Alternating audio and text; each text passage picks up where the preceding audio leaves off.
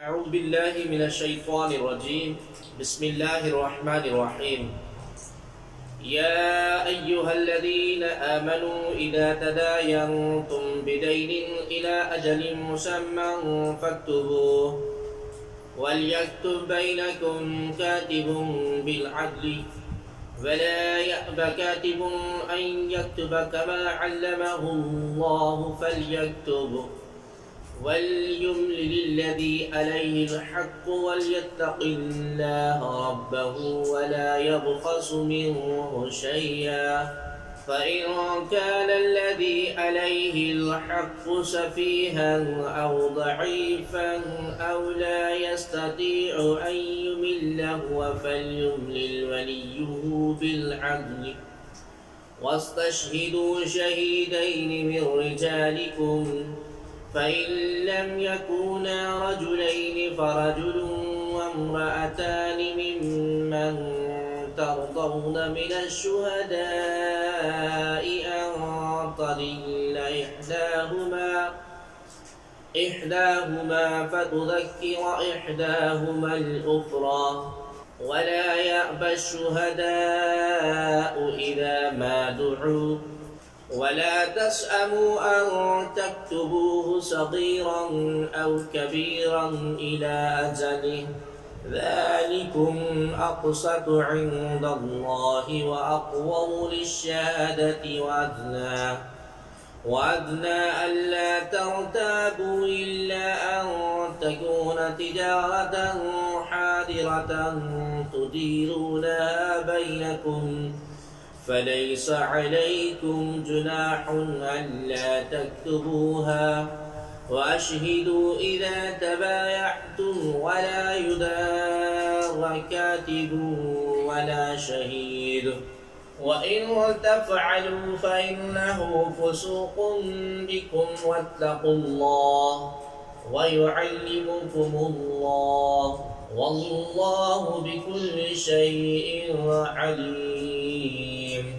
یعنی اے ایمان والو، جب تم ایک مقرر مدت تک کسی قرض کا لین دین کرو تو اسے لکھ لیا کرو، اور تمہارے درمیان کسی لکھنے والے کو انصاف کے ساتھ معاہدہ لکھنا چاہیے، اور لکھنے والا لکھنے سے انکار نہ کرے جیسا کہ اسے اللہ نے سکھایا ہے، تو اسے لکھ دینا چاہیے، اور جس شخص پر حق لازم آتا ہے وہ لکھاتا جائے، اور اللہ سے ڈرے جو اس کا رب ہے، اور اس حق میں سے کچھ کمی نہ کرے۔ پھر جس پر حق آتا ہے اگر وہ بے عقل یا کمزور ہو یا لکھوا نہ سکتا ہو تو اس کا ولی انصاف کے ساتھ لکھوا لے، اور اپنے مردوں میں سے 2 گواہ بنا لو، اور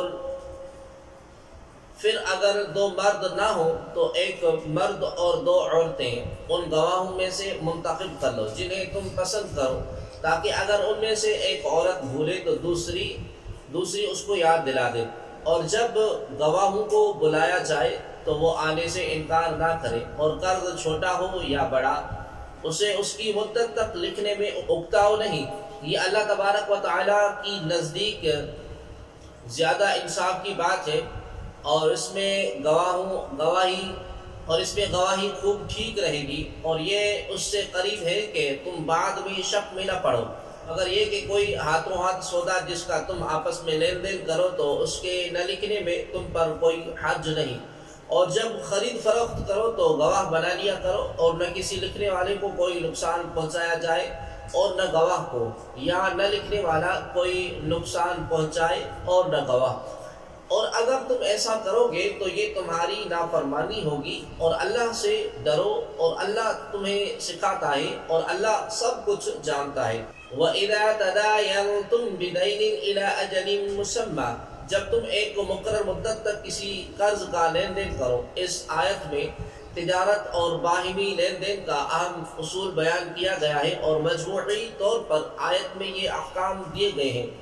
نمبر 1، جب ادھار کا کوئی معاملہ ہو، خواہ قرض کا لین دین ہو یا خرید فروخت کا، رقم پہلے دی ہو اور مال بعد میں لینا ہے، یا مال ادھار پر دے دیا اور رقم بعد میں وصول کرنی ہے، یوں ہی دکان یا مکان کرائے پر لیتے ہوئے ایڈوانس یا کرائے کا معاملہ ہو، اس طرح کی تمام صورتوں میں معاہدہ لکھ لینا چاہیے۔ یہ حکم واجب نہیں، لیکن اس پر عمل کرنا بہت سی تکالیف سے بچاتا ہے۔ ہمارے زمانے میں تو اس پر حکم کرنا انتہائی اہم ہو چکا ہے، کیونکہ دوسروں کا مال دبا لینا، معاہدوں سے مکر جانا اور کوئی ثبوت نہ ہونے کی صورت میں اصل رقم کے لازم ہونے سے انکار کرنا ہر طرف عام ہو چکا ہے۔ لہذا جو اپنی عافیت چاہتا ہے وہ اس حکم پر ضرور عمل کر لے، ورنہ بعد میں صرف پچھتانا ہی نصیب ہوگا۔ اس لیے آیت کے درمیان میں فرمایا کہ اور قرض چھوٹا ہو یا بڑا، اسے اس کی مدت تک لکھنے میں اکتاؤ نہیں۔ نمبر 2، معاہدہ انصاف کے ساتھ لکھ لینا چاہیے۔ کسی قسم کی کوئی کمی بیشی یا ہیرا پھیری نہ کی جائے۔ ان پڑھ آدمی کے ساتھ اس چیز کا زیادہ اندیشہ ہوتا ہے۔ نمبر 3، اگر کسی کو خود لکھنا نہیں آتا، بچہ ہے یا انتہائی بوڑھا ہے یا نابینا وغیرہ، تو دوسرے سے لکھوا لے، اور جسے لکھنے کا کہا جائے اسے لکھنے سے انکار نہیں کرنا چاہیے، کیونکہ یہ لکھنا لوگوں کی مدد کرنا ہے اور لکھنے والے کا اس میں کوئی نقصان بھی نہیں، تو مفت کا ثواب کیوں چھوڑے۔ نمبر 4، لکھنے میں یہ چاہیے کہ جس پر ادائیگی لازم آ رہی ہے وہ لکھے یا لکھوائے۔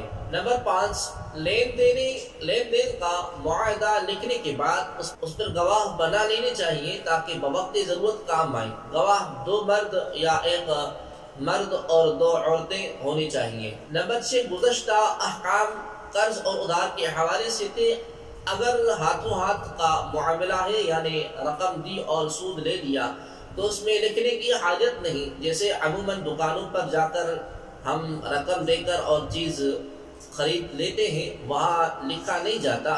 ہاں، اپنے حساب و کتاب کے لیے بل وغیرہ بنا لینا مناسب ہے۔ یوں ہی کوئی چیز وارنٹی پر ہوتی ہے تو بل بنوایا جاتا ہے کہ بعد میں اس کی بنیاد پر وارنٹی استعمال ہوتی ہے۔ نمبر 7، آیت میں لفظ یدار آیا ہے۔ عربی کے اعتبار سے اسے معروف اور مجہول دونوں معنوں میں لیا جا سکتا ہے۔ ایک صورت یعنی مجہول کے اعتبار سے معنی ہوگا کہ کاتبوں اور گواہوں کو ضرر یعنی نقصان نہ پہنچایا جائے۔ اس کی صورت یہ ہو سکتی ہے کہ کاتب اور گواہ اپنی ضرورتوں میں مشغول ہوں تو انہیں اس وقت لکھنے پر مجبور کیا جائے، ان سے ان کا کام چھڑوایا جائے، یا کاتب کو لکھنے کا معاوضہ نہ دیا جائے، یا گواہ دوسرے شہر سے آیا ہو اور اسے سفر کا خرچہ نہ دیا جائے۔ دوسری صورت یعنی معروف پڑھنے میں معنی یہ ہوگا کہ کاتب اور گواہ لین دین کرنے والوں کو نقصان نہ پہنچائیں۔ اس کی صورت یہ ہوگی کہ فرصت اور فراغت کے باوجود نہ آئے یا لکھنے میں کوئی گڑبڑ کرے۔ نمبر 8، آیت کے اس حصے وَأَشْهِدُوا إِذَا تَبَايَعْتُم میں خرید اور فروخت کرتے ہوئے گواہ بنا لینے کا حکم ہے، اور یہ حکم مستحب ہے۔ ناظرین محترم، یہاں آیت میں گواہ کا مسئلہ بھی بیان کیا گیا ہے۔ اس کی مناسبت سے گواہی کے چند احکام بیان کیے جاتے ہیں۔ نمبر 1، گواہ کے لیے آزاد، عاقل، بالغ اور مسلمان ہونا شرط ہے۔ کفار کی گواہی صرف کفار پر قبول ہوگی۔